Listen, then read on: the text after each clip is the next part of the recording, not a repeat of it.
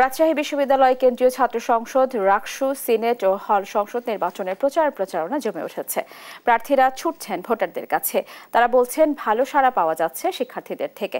তবে দুর্গাপূজার কারণে 25 সেপ্টেম্বর ভোট গ্রহণের দিন ভোটার উপস্থিতি নিয়ে শঙ্কা জানান প্রার্থীরা।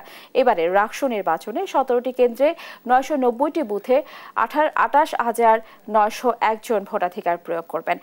নির্বাচনে নিরাপত্তা নিশ্চিতে 2000 আইনশৃঙ্খলা বাহিনীর সদস্য মোতায়েন করা হবে।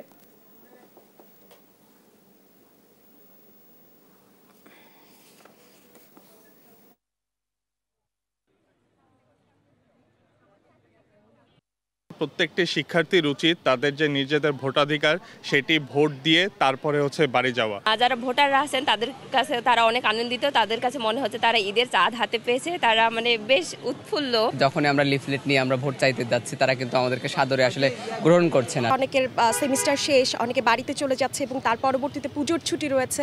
তো সব মিলিয়ে রাবিয়ানরা কিন্তু বাড়ির দিকে ছুটছে। তো সেইখান থেকে আমরা এটা নিয়ে খুব চিন্তিত।